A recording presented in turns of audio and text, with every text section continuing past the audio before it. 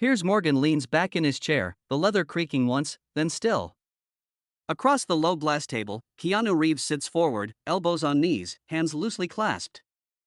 No smile. No nod to the audience. Just presence. The show was pitched as a homecoming. Hollywood's quiet rebel returns to the ring.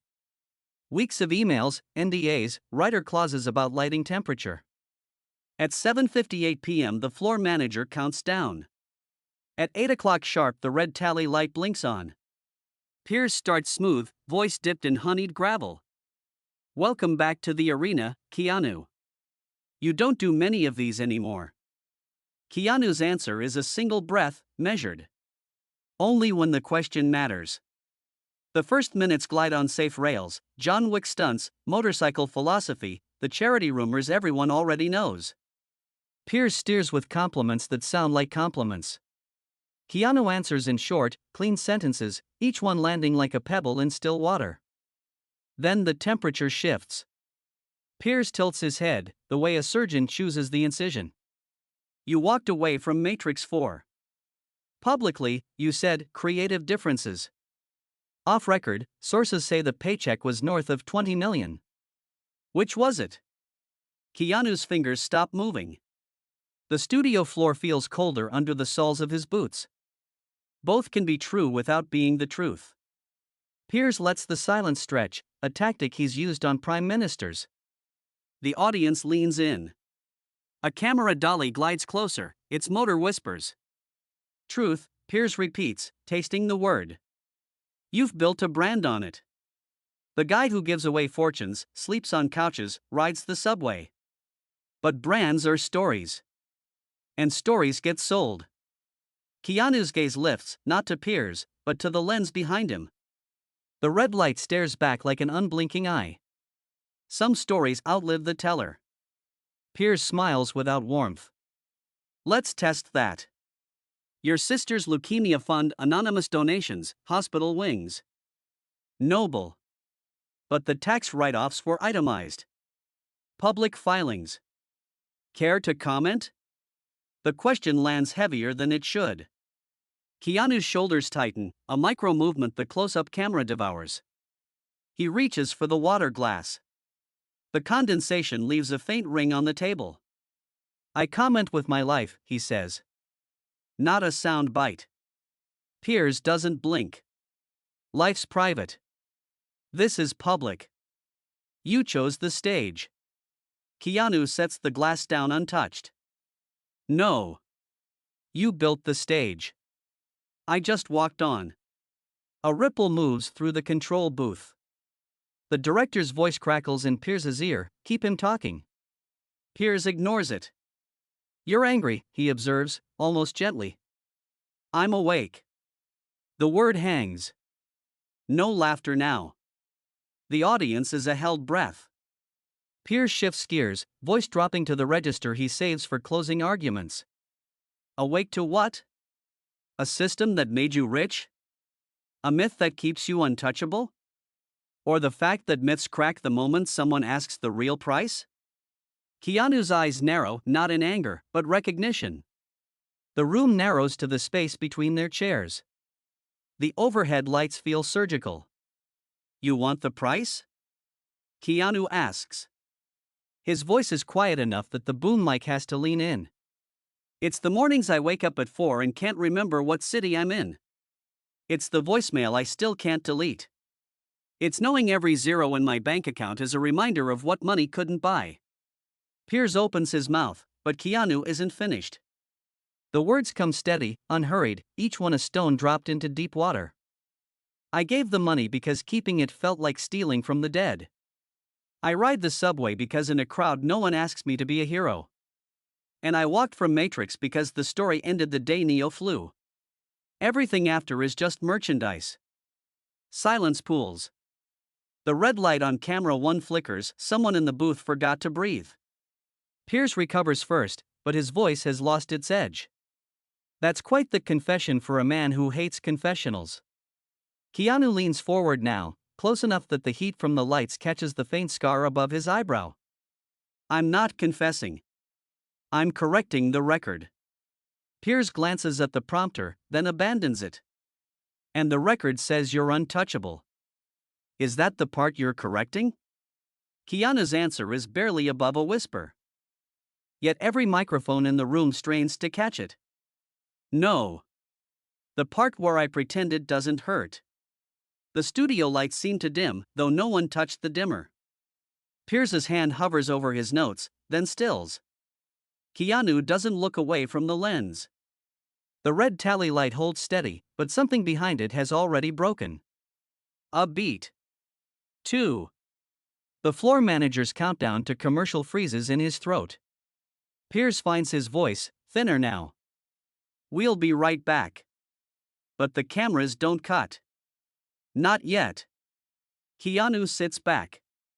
The glass of water remains untouched. The ring of condensation spreads, slow and inevitable, across the polished surface between them. The red tally lights stay on. No one in the booth dares hit cut. The floor manager's hand hovers over the button, knuckles white. In the silence, the air conditioning clicks on, too loud, too cold. Piers Morgan clears his throat once, a sound like gravel under a boot. After the break, he says to the lens, but the words feel rehearsed and suddenly small. The teleprompter scrolls anyway, smile. Pivot to charity stats. He ignores it. Keanu hasn't moved. His hands rest on his thighs, palms up, as if waiting for rain that never comes. The scar above his eyebrow catches the light, thin, pale, older than most of the crew. Piers tries again, softer.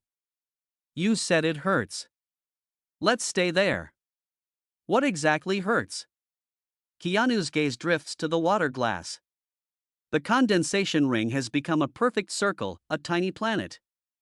Knowing the exact amount that didn't save her, he says.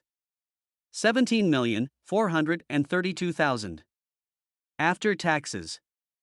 The number lands like a body. Someone in the front row gasps, the sound is swallowed by the studio walls. Piers's pen stops midair. You kept the receipts. I kept the truth. Keanu's voice is level, almost conversational. Truth has weight. You can't donate it. Piers leans in, elbows on knees now, mirroring Keanu without realizing. You're saying the myth of the generous billionaire is, what? A coping mechanism? Keanu's mouth twitches, not quite a smile. A coffin. Polished mahogany. Costs extra. The control booth erupts in static. The director's voice cracks through Piers's earpiece, we're live on delay. Kill it if he. Piers yanks the earpiece out. It dangles like a dead vine. He turns back to Keanu. You came here to bury the myth. In my studio. On my air. Keanu finally meets his eyes. No. I came to stop carrying it. Piers's jaw flexes. The lights feel hotter now, or maybe the room is shrinking. Then let's carry something else, he says. The rumor you turned down John Wick 5 because the studio wanted a cameo from River. The name drops like a blade. Keanu's shoulders lock. For the first time, the calm fractures, not with rage, but with something rawer. The audience doesn't breathe. Keanu's voice, when it comes, is barely audible. They wanted a ghost in a leather jacket. I said no. Piers doesn't let go. Because it's sacred? Or because you're tired of selling the dead? Keanu stands. Slowly. The chair rolls back with a whisper. Camera 2 tracks him instinctively. I'm tired, he says, of pretending the dead don't watch. Piers rises too, an involuntary reflex. The glass table reflects them both, two men in black, lit like suspects. You walk out now, Piers says, the clip ends with you broken. That's the headline. Keanu looks past him, to the lens again. Let it. He takes one step toward the exit. The floor marks gleam under the lights. His boots make no sound. Piers's voice cuts through, sharp now. You think silence protects you? It doesn't. It just makes the myth louder. Keanu stops. doesn't turn. Then let it scream. Another step. The red light on camera 1 flickers, once, twice, then steadies. The boom mic above trembles in the updraft. Piers takes a half step forward. Keanu. Keanu pauses at the edge of the set, hand on the velvet rope that separates stage from darkness. Tell me one thing off script, Piers says. No cameras. Just us. Keanu turns. The scar catches the light again. There are no off-script moments, he says. Only the ones we pretend don't count. He ducks under the rope. The curtain swallows him. The studio holds its breath for 3 full seconds. Then the lights cut to black, not a fade, a hard cut. The tally lights die. The air conditioning keeps humming, indifferent. In the void, Pierce's voice, small and directionless. Roll credits. But the credits don't come. Instead, the emergency feed kicks in, a static shot of the empty chair, the untouched water glass, the perfect circle of condensation now cracked where Keanu's knee brushed the table. Somewhere in the control booth, a junior producer whispers, "We're still live." The image holds for 9 seconds. 10. Then the network logo slams on, technical difficulty. Please stand by. But the internet doesn't stand by. Within minutes, the clip, raw, unedited, 47 minutes and 12 seconds, floods X. No watermark. No context. Just Keanu's last line looping in slow motion, "Let it scream." By midnight, hashtag Let It Scream trends worldwide. The untouched water glass becomes a meme. The cracked condensation ring, a tattoo stencil. Someone overlays the empty chair with Neo's falling code. Piers Morgan's verified account posts once, at 0:47. Sometimes the story ends when the guest leaves the building. He deletes it 30 seconds later. Keanu is spotted at 3:12 a.m. riding a Ducati East on the A501, no helmet, city lights strobing across his face. A traffic cam catches him stopping at a red light, staring straight into the lens for 4 full seconds before the light turns green. The clip loops a billion times by dawn. The studio chair is auctioned for charity the next week. Starting bid, $1. It sells for $1.7 million. The buyer remains anonymous.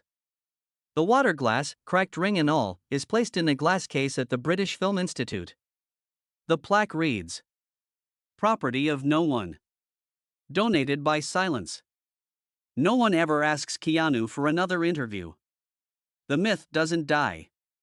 It just stops pretending.